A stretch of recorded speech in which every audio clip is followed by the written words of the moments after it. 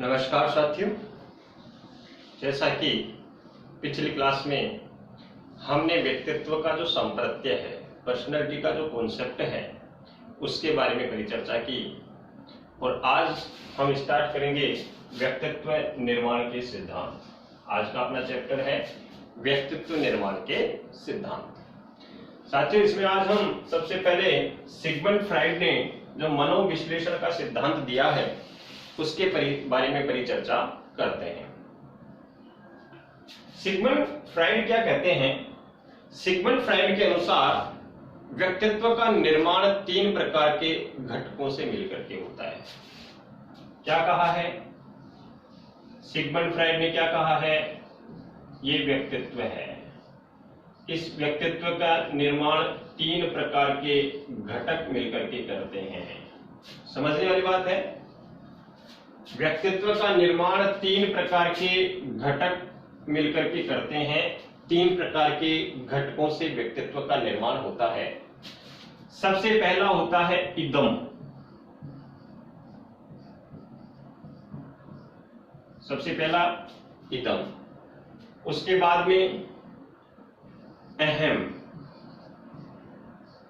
दूसरा होता है अहम और तीसरा होता है साथियों पराहम।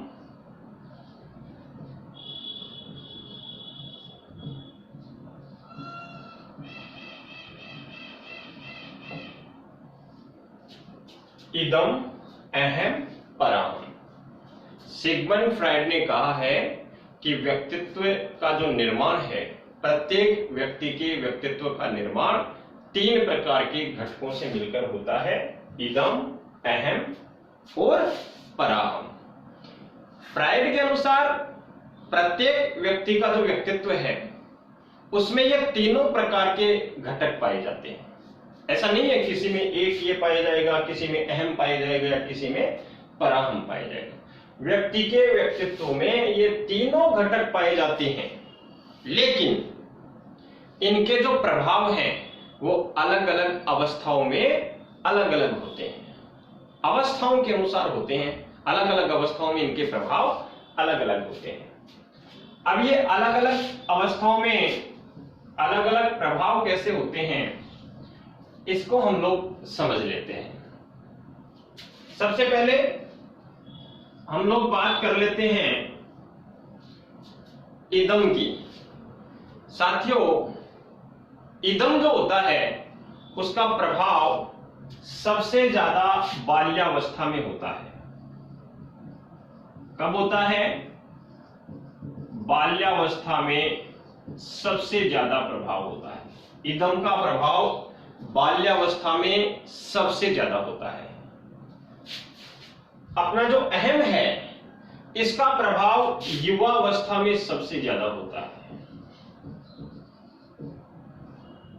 अहम का प्रभाव युवावस्था में सबसे ज्यादा होता है और जो पराहम है, इस पराहम का प्रभाव वृद्धावस्था में सबसे ज्यादा होता है।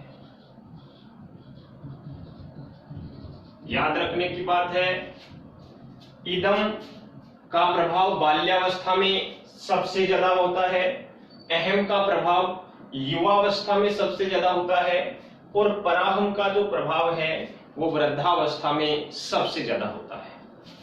अब इदम का प्रभाव जो बाल्यावस्था में होता है, इसके गुण क्या होते हैं? साथियों, इसमें पशु प्रवृत्ति होती है। व्यक्ति की प्रवृत्ति कैसी होती है? पशु के समान। कैसे? स्वार्थी होता है। कैसा होता है? स्वार्थी होता है। लालच और असहयोग की भावना होती है। लालची होता है व्यक्ति। असहयोग होता है, उसमें असहयोग की भावना होती है। किसी का सहयोग नहीं करता, केवल अपने बारे में सोचता है। इसको अगर हम समझें तो देखिए, इसको एक बड़े आसान तरीके से हम लोग समझ सकते हैं। ये एक तराजू है। ये क्या है? तराजू है।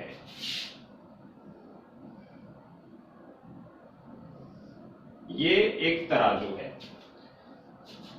ये तराजू जो है ये इदम का है और इसका एक पलड़ा है, यहां मानसिक इच्छाएं हैं। एक पलड़े में क्या है? मानसिक इच्छाएं। और इसका जो दूसरा पलड़ा है यहां है शारीरिक इच्छाएं। अब होता क्या है, इदम में मानसिक इच्छाएं तो क्या होती हैं? कमजोर। इदम में मानसिक इच्छाएं तो क्या होती हैं? कमजोर। और शारीरिक इच्छाएं क्या होती हैं? प्रबल। मानसिक इच्छाएं क्या होती हैं? कमजोर। और शारीरिक इच्छाएं क्या होती हैं? प्रबल होती हैं। तो व्यक्तित्व में क्या रहा? ये व्यक्तित्व में क्या रहा? क्या ये तराजू संतुलित है? नहीं है। यानी मानसिक व्यक्तित्व कैसा होता है? उसमें असंतुलन होता है। मानसिक व्यक्तित्व में क्या होता है? असंतुलन होता है। मतलब शारीरिक इच्छाओं के ऊपर मानसिक इच्छाओं का नियंत्रण बिल्कुल नहीं होता है। क्यों नहीं होता है? क्योंकि शारीरिक इच्छाएं प्रबल होती हैं और मानसिक इच्छाएं कमजोर होती हैं। इसको एक उदाहरण अगर हम देखें, सर्दी का मौसम है, बालक क्या करता है? माता पिता से आइसक्रीम मांगता है। और जैसा कि आप सबको पता है, हमारे जो घर वाले होते हैं सर्दियों में बच्चे को आइसक्रीम नहीं दिलाते हैं, समझाते हैं उसको बीमार हो जाएगा, जुकाम लग जाएगा, सर्दी लग जाएगी, ठंड हो जाएगी, अलग अलग तरीके से वो समझाते हैं। लेकिन क्या वो बालक मानता है? वो बालक नहीं मानता है। क्यों नहीं मानता है? कारण बच्चों यही है, क्योंकि उसकी मानसिक इच्छाएं जो हैं उनसे ज्यादा प्रबल उसकी शारीरिक इच्छाएं होती हैं। माता पिता समझाते हैं तो अगर बच्चा समझेगा कब? जब उसकी मानसिकता जो है उस पर उसका प्रभाव पड़ेगा, यानी मानसिक इच्छा प्रबल होगी। लेकिन यहां उल्टा होता है, मानसिक इच्छा कमजोर होती है और शारीरिक इच्छा प्रबल होती है। इस कारण से वो बच्चा नहीं मानता है। तो ये जो है व्यक्तित्व में असंतुलन की स्थिति है। फिर बात करते हैं अहम की। अहम युवावस्था में होता है। इसके गुण क्या होते हैं? इंसानी प्रवृत्ति हो जाती है, या व्यक्ति की प्रकृति कैसी हो जाती है? इंसानियत वाली। अब इंसानी प्रकृति है तो आपको पता है इंसानी प्रकृति का व्यक्ति क्या करता है? वास्तविकताओं में जीता है, झूठी कल्पनाएं नहीं देता, वास्तविकता में जीना पसंद करता है, सच्चाई में जीना पसंद करता है, जो यथार्थ होता है उसमें जीना पसंद करता है। इंसान की ओर क्या प्रकृति होती है? इंसान जो होगा वो हमेशा मिलनसार होगा। तो इस स्थिति में आने के बाद में व्यक्ति का गुण क्या हो जाता है? वो मिलनसार होता है। अहम जिसमें जब होता है तो व्यक्ति का गुण होता है मिलनसार का। यहां असहयोग था, यहां पर सहयोग की भावना होती है। यहां पर कैसी भावना होती है? यहां पर सहयोग की भावना होती है। साथियों, यहां पर व्यक्ति में पूर्णता का भाव आ जाता है। व्यक्ति में पूर्णता का भाव आ जाता है। अब इसको अगर हम उसी तराजू के माध्यम से देखें तो आप देखिए, एक तरफ है मानसिक इच्छा और एक तरफ है शारीरिक इच्छा। लेकिन यहां क्या हो रहा है? यहां संतुलन है। शारीरिक इच्छाएं जितनी प्रबल हैं, मानसिक इच्छा भी उतनी ही प्रबल होती है। यानी इस काल के व्यक्ति को अगर आप कोई समझाने की कोशिश करोगे तो वह अपनी इच्छा को दमित करते हुए मानसिक इच्छा उसकी जो है उसको कंट्रोल कर लेगी। यह संतुलन है। यहां व्यक्तित्व कैसा होता है? यहां व्यक्तित्व संतुलित हो जाता है। तीसरी बात करते हैं, वो है पराहम की, जिसको सुपर ईगो कहते हैं। सुपर ईगो जो है उसमें सुपर ईगो का या पराहम का जो प्रभाव है वो वृद्धावस्था में सबसे ज्यादा होता है। इसमें व्यक्ति कैसा हो जाता है?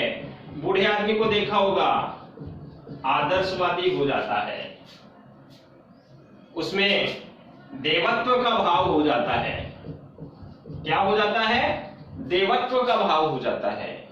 साथ में त्याग और बलिदान की भावना आ जाती है। त्याग और बलिदान की भावना आ जाती है। समर्पण का भाव इसमें पाया जाता है।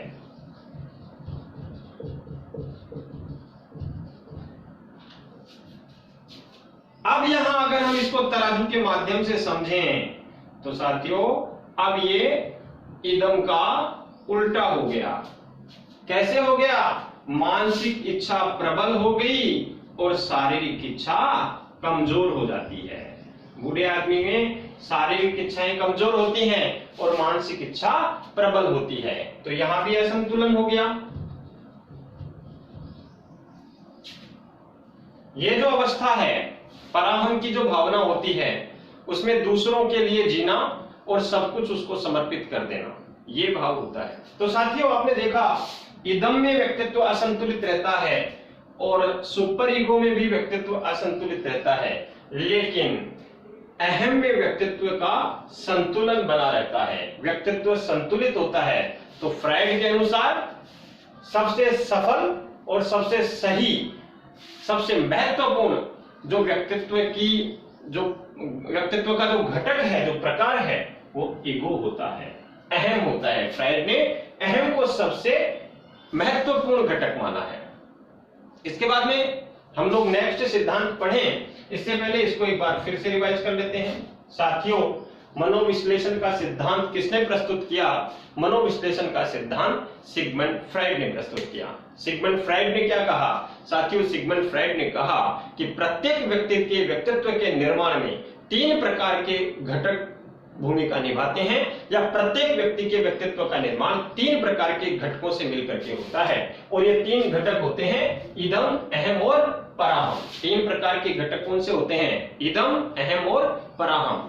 फ्राइड के अनुसार प्रत्येक व्यक्ति के व्यक्तित्व में ये तीनों ही प्रकार के घटक पाए जाते हैं, लेकिन प्रभाव जो होते हैं इनके, इन तीनों घटकों के जो प्रभाव हैं, वो अलग अलग अवस्थाओं में अलग अलग होते हैं। सबसे पहले इदम की बात करते हैं। साथियों, इदम का प्रभाव बाल्यावस्था में सबसे ज्यादा होता है। इस अवस्था में व्यक्ति के व्यक्तित्व का प्रकार जो होता है, या व्यक्ति के व्यक्तित्व की विशेषता क्या होती है, उसकी प्रवृत्ति पशु के समान उसकी होती है। उसका वो स्वार्थी होता है, लालची होता है, असहयोग का भाव होता है, या हम कहें कि उसकी जो सामान्य इच्छाएं होती हैं, यानी उसकी जो शारीरिक इच्छाएं होती हैं, वो प्रबल होती हैं और मानसिक इच्छा जो होती है वो कमजोर होती है। व्यक्ति के व्यक्तित्व में शारीरिक इच्छा प्रबल होती है और मानसिक इच्छा कमजोर होती है। इस प्रकार से उसका व्यक्तित्व असंतुलित होता है। ये इदम का भाव है। अहम की बात करें तो युवावस्था में अहम का जो प्रभाव है वो सबसे ज्यादा होता है। इस अवस्था में व्यक्तित्व की विशेषता क्या होती है? प्रकृति इंसानी हो जाती है, इंसान की प्रकृति हो जाती है। असहयोग के स्थान पे सहयोग की भावना होती है। वास्तविकता में जीना व्यक्ति पसंद करता है, मिलनसार होता है, उसमें पूर्णता का भाव होता है। या हम इसको इस प्रकार से समझें तो व्यक्ति के व्यक्तित्व में संतुलन होता है, यानी शारीरिक और मानसिक इच्छाएं जो हैं वो दोनों प्रबल होती हैं और व्यक्ति का व्यक्तित्व संतुलित होता है। तीसरी हम बात करें पराहम की, यानी सुपर ईगो की, तो साथियों, सुपर ईगो का सबसे ज्यादा प्रभाव वृद्धावस्था में होता है, बुढ़ापे में होता है। और बुढ़ापे में व्यक्ति कैसा हो जाता है? आदर्शवादी होता है, उसमें देवत्व का भाव होता है, वो त्याग और बलिदान का भाव उसमें पाया जाता है। यानी इस तराजू के माध्यम से समझें तो यहां भी असंतुलन हो जाता है। शारीरिक इच्छाएं कमजोर होती हैं, बूढ़े आदमी की कोई शारीरिक इच्छा नहीं होती है, लेकिन मानसिक इच्छा प्रबल होती है। तो दोनों, यानी इदम और पराहम, दोनों में व्यक्तित्व असंतुलित होता है, लेकिन अहम में व्यक्तित्व संतुलित होता है। इसलिए फ्राइड के अनुसार सर्वाधिक सफल व्यक्तित्व अहम का होता है, सर्वाधिक सफल व्यक्तित्व अहम का होता है। तो ये अपना मनोविश्लेषण का सिद्धांत कंप्लीट होता है। धन्यवाद।